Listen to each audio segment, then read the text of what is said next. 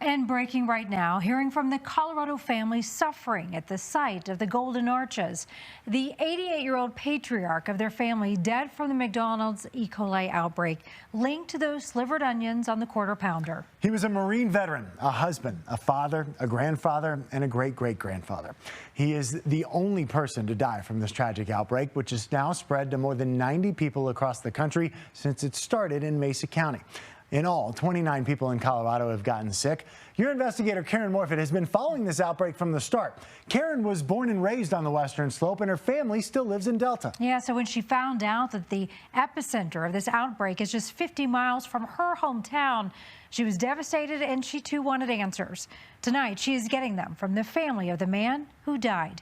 They are now sharing their story, their concerns, and their memories with your investigator, Karen Morfitt, in this exclusive one-on-one interview.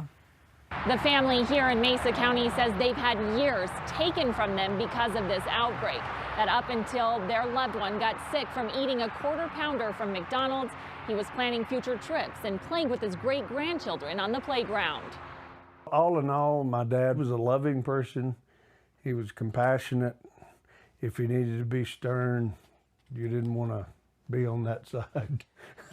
But if they had just one word to describe their father, J.C. Smith, Jim Smith and his sister Debbie say he was strong. He was a U.S. Marine. He was a firefighter, drove some trucks. They believe at 88, he wasn't slowing down. But on October the 3rd, my mother called me and said, your daddy feels very dizzy and he doesn't want to get out of the bed because he's afraid he'll fall. Immediately, she took him to the emergency room. Nothing was found and they were sent home. They had been up all night. He had been to the bathroom all night, like every 10 minutes.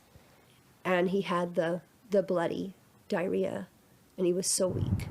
They went back the very next day and lab tests revealed he had contracted E. coli.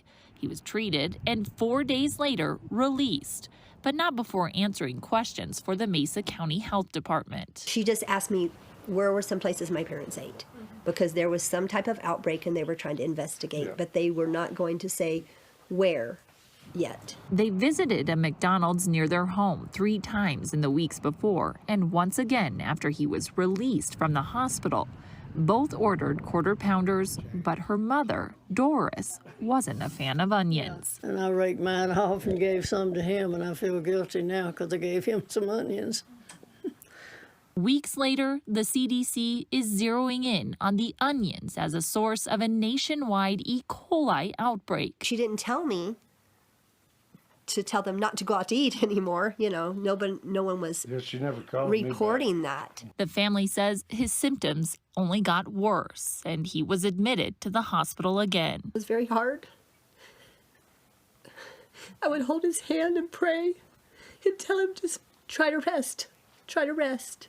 We're here with you and we're getting help for you. He died on October 20th, and 2 days later, health officials would report the outbreak to the public. I was not planning on my dad going this quick. You trust it. Smith's grandson, also named Jim, says while they're angry and question if more could have been done, they're sharing their story out of concern. When you're talking about taking people's loved ones and changing their life permanently, well, others need to know. In Grand Junction, Karen Moore.